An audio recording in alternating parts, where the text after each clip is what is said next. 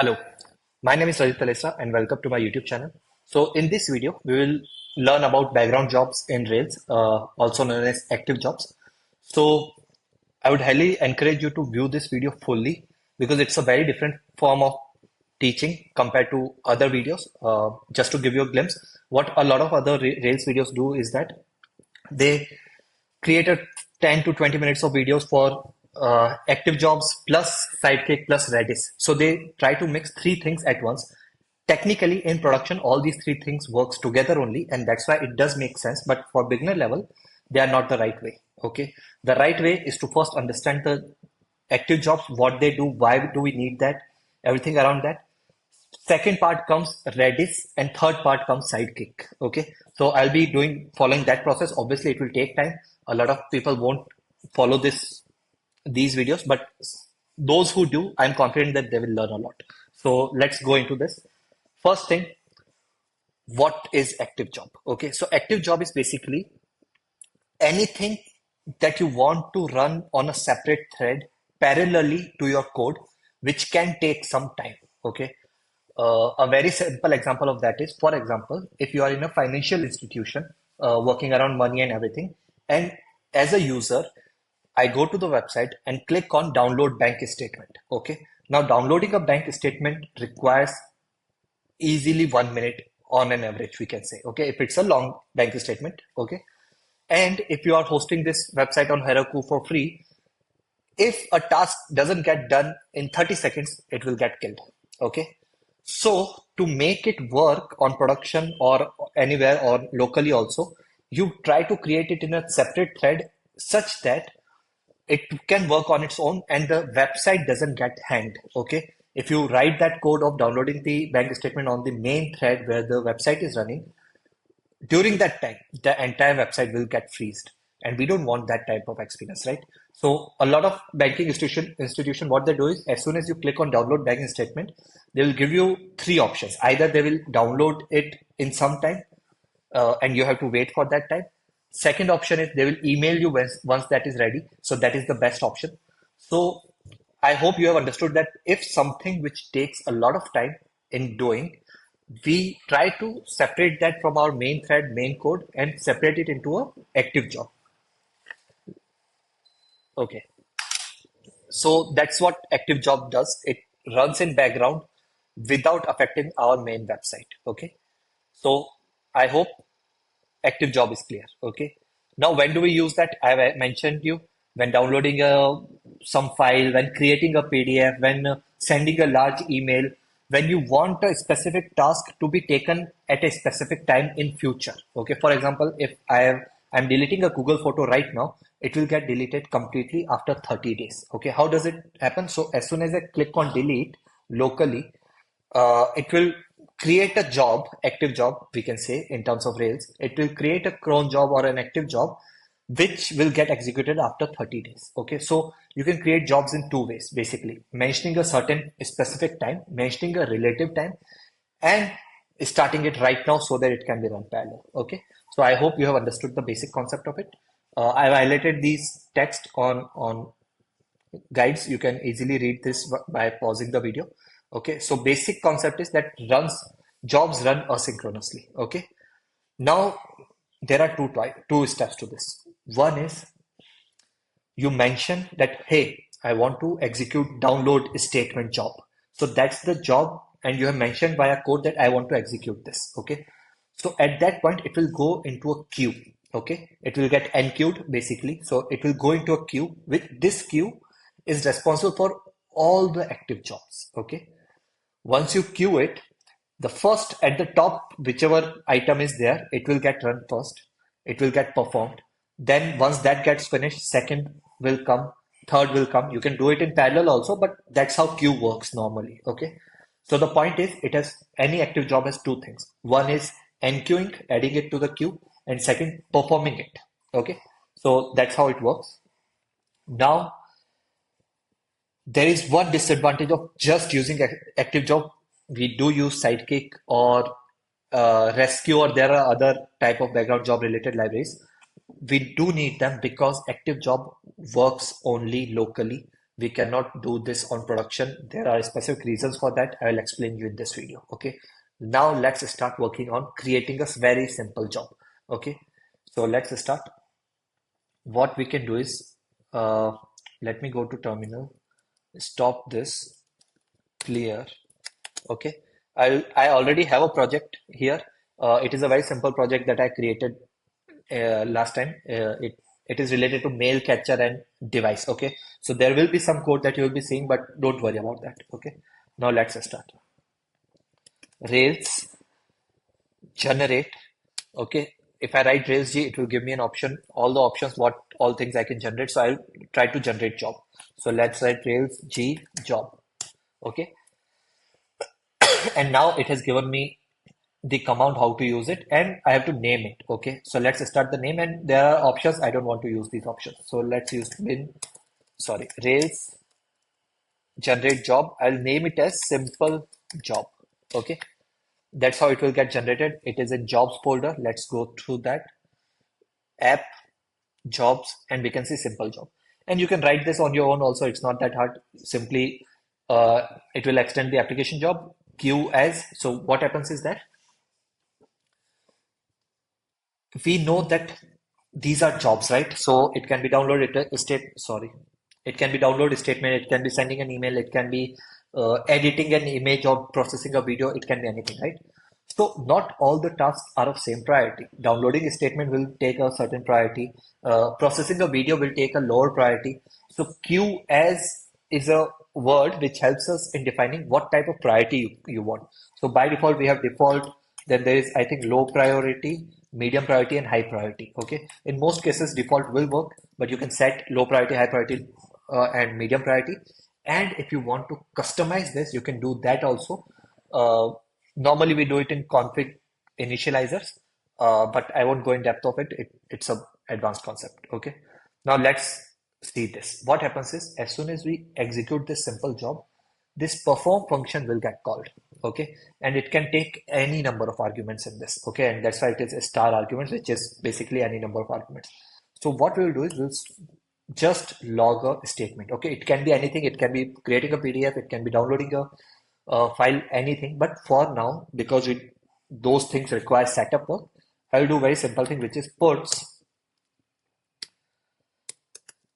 simple job perform started. Okay, I'll start prefix this with RRR so that I know that it's my statement and not the console generated statement. And I'll also add arguments dot inspect.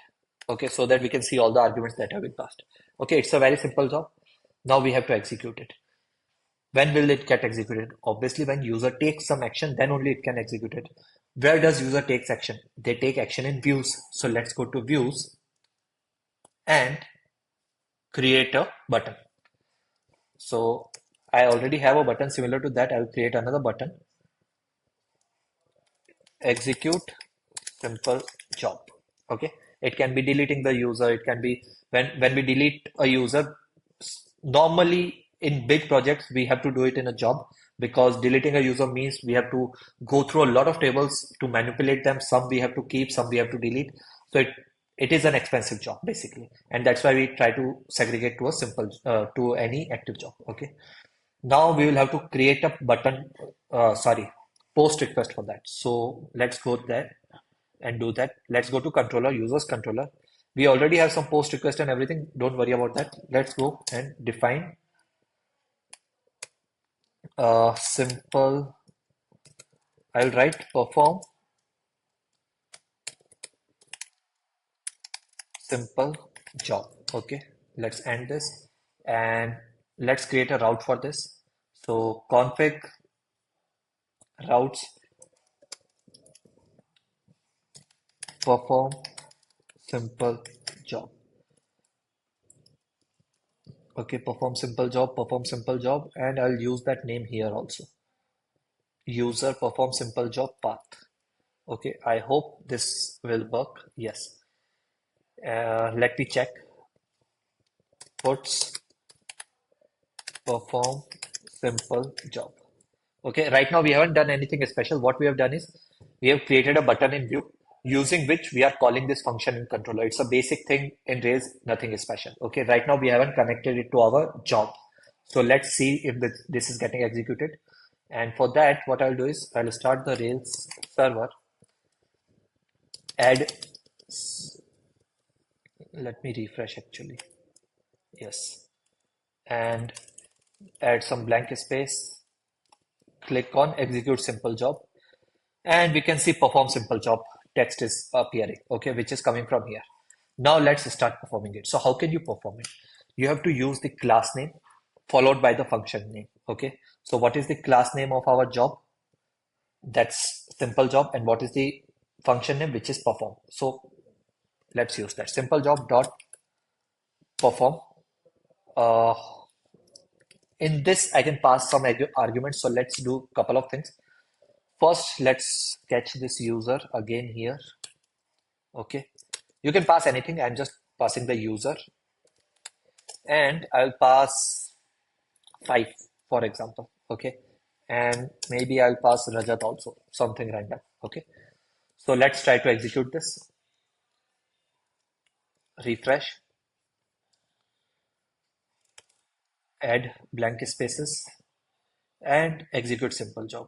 There is some issue. Okay, at the rate user. I have to use at the rate user. That's correct. Let's add blank spaces again. I try to add blank spaces so that we can see where it started and where it ended. Execute simple job. Okay. We have to use perform later, I think. Let me check. Perform. Yes, perform later.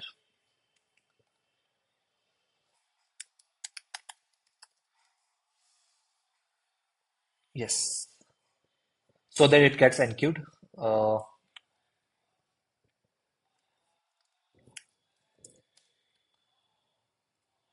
Now let's execute this.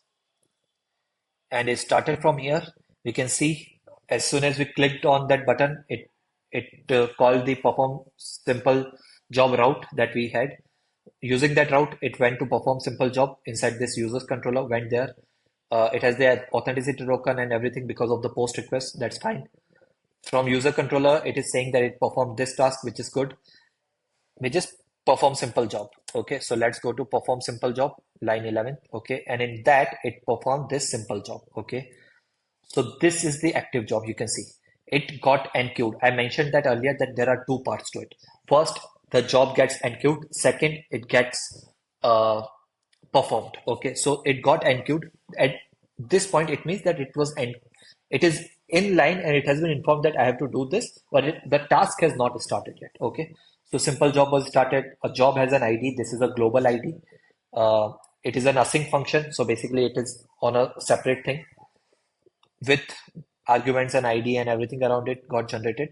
Basically, whenever a job gets executed, it has a ID to identify it uniquely. Okay, and that's what these global IDs are. After some time, active job, simple job, it got executed also. Okay, you can see simple job enqueued at this time. Simple job perform started. Okay, this is what we wrote. You can see this RRR simple job perform started, RRR simple job perform started, and it is enqueuing. It is showing details of the arguments that we passed. So first one was the user, then 5, then Rajat. So you can see all the things, and finally this statement mentions that the job has been performed fully and successfully. Okay, so that's how it works. That's a very basic concept of how it works. So what's the advantage? The advantage is that our UI won't get freezed. It will execute separately. Okay. Now let's go one step ahead of this. I want to execute it 1 week after today. Okay. But obviously I cannot create this video and wait for 1 week. So what I will do is I will set it to 1 minute. Okay.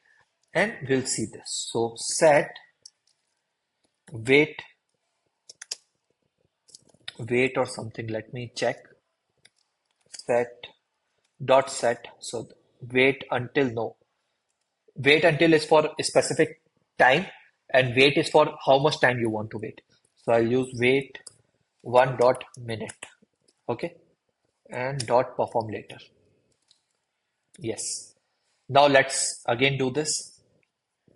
Refresh the website first, add blank spaces, and in this case, we'll observe some extra details. Okay, execute. Now you can see the job has been enqueued, but it has not been finished yet. Okay, it has not been performed yet. So we'll wait for 1 minute. Right now it is 11:57. Let's wait. It's hardly 10 seconds or something like that. 11, 12, 13. I don't know. It will take some time. Okay. But the point here is that it will get executed after 1 minute. And that's how deleting some things. For example, if you are going to Instagram and click on delete, okay, they mention that it will get deleted after 30 days or 60 days. How they do that? They create a cron job, which is an active job in Rails. Okay. So that's how these things work. Okay. And they run completely parallel, completely separately. Okay. Now, okay, once this gets displayed here, then we can talk about Sidekick and everything about it. And I can also go in depth of this background job. So let's wait.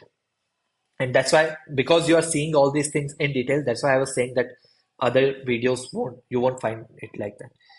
So you can see simple job, it got executed, performed, performed simple job, and it got finished. Okay, and it was an async task. So that's how simple job works. Uh, but, and it's a very big but, the problem is they don't work on production. Why? If you notice here, we are seeing logs in this same terminal, right? That means it's the same process that is working on here. It can have a separate thread, but it is the same process that is working here. Now, if your website crashes because of some reason, it is very common in servers to that the website can crash, or it can get the machine gets down for a certain time. Now, during that time, if you have some active jobs that are running in parallel that have been enqueued, not performed but enqueued, all of them will get destroyed completely. Okay, and that's why on production you need a separate process. Okay, so that even if your machine gets down, the process will take care of all the enqueued things, all the enqueued jobs. Okay, now how do you do that separately? For that you need Sidekick. For that you need rescue or delayed job, any third-party library which can help you in that. Okay, so that's why you'll find videos combining background job, Sidekick, Redis all at once. But the concept is this: why do we need Sidekick? Because background job by Rails have a bit of limitation. Okay, but at the same time they have been created in such a way that they work with all these libraries very easily. Okay, so I hope you have understood how Rails work. Sorry, ActiveJob works. You have to think of three things. One, view, from where you have to start on what action the active job will get performed. From that, you go to controller so that you can perform some tasks, and along with that, perform the call the active job. And once the active job comes in place, there is a perform function which will get performed whenever the queue is empty or it's available. Okay. Now there are various types of active jobs adapters. So async is the one that we used. It has yes, yes, no, no, no on all those things. Priorities you cannot set, timeout you cannot set, retries you cannot set, right? We'll be using Sidekick in future. In this, you can do a lot of these things. Okay, timeout you cannot set, but retries you can do. And then there are rescue also, which also I'll try. Okay, so out of these three, all these, I think async is the most important, then Sidekick, and then rescue. Okay, so that's one part. Now let's see if there are anything we are missing. So we have done this. Many arguments you can pass. We have executed them, perform later, job execution. Yeah. So right now where we were executing the job, they were getting executed on the RAM. So if the machine crashes, everything gets reset. And that's why we need Sidekick or other gems to help us in that. Okay. So we have done that they have mentioned it again. Queue, as we have already discussed, low priority, medium priority, high priority, and default. Okay, and you can prefix your queues. Okay, that's not important right now. Then there are callbacks. Okay, so let's do one of these callbacks. Okay, sometimes what happens is when you want to perform, not queuing it. When you want to perform it, you might need to execute some task. Okay, there are only two things, right? Either you queue it or perform it. So in queue also there can be two things. Before queue you want to do something, after queue you want to do something. Same things for perform. Before performing something, you want to execute a specific piece of code. After performing, you want to execute some code. Okay. So for that, we have various callbacks. One of them is, let's say, around perform. Okay. I'm explaining you one of these because ones will become easy. So I'll tie this up with a function. Perform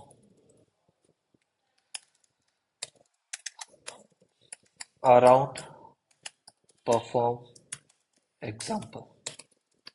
Okay, now let's create this function, private definition. Okay, now in this I have to write yield. So what will happen is gets performed before gets executed before perform gets executed after perform. So what happens is when this simple job will get queued, everything will work fine. But when it is about to start performing itself, this function will get called. Whatever code we write here, it will get executed first. When we write yield, this perform will get executed.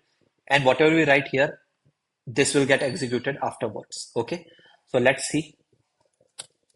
Puts RRR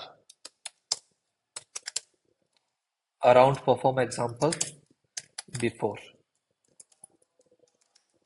and after. So we should see three types of puts, three types of logs in console. First this, second this, third this. Okay, so let's see. I'll change it to 1 second, or I'll change it to 20 seconds. Okay, now let's refresh, press enter, execute. Okay, so you can see no console statement were performed here because it has been enqueued. It is not ready to perform yet. So it is waiting for 20 seconds. Once those 20 seconds finish, it will execute it, right? So let's wait for that. It should get finished soon. Yes. Now you can see active job. First, this statement around job before, then the active job actually got performed, so the perform related code executed, and finally after. Okay, so that's how this callback works around perform. So you can easily understand it works around perform. What is around perform? Before and after. Okay, similar to that, we have around queue also, around NQ. So it works before NQ and after NQ. And similar to that, we have some other callbacks which are before NQ, after NQ, before perform, after perform. So it's straightforward. If you have understood one of these, everything is easy. Okay. Action mailers, I've explained it in another video, but they by default use active jobs. Okay. And anything else? Uh, Exceptions, you can rescue exceptions and everything. You can handle the retries. So for example, retry on any specific error or discard, basically destroy this service on a very specific error. So these are some basic things that I've gone in very depth of background jobs. Next, we'll focus on Redis and Sidekick. Okay, so that's it. If you like this video, do leave a comment, subscribe, and share. And I would appreciate if you comment and let me know that, yeah, it was really good, if you understood things or not. Because going in depth means that I have to go through 4 to 5 different videos, summarize them, go through the documentation. You can see I've highlighted everything, and everything is correctly done. So it requires almost 1 hour of efforts to create 20 minutes of video. So do consider subscribing and commenting. That's it. Thank you. Bye bye.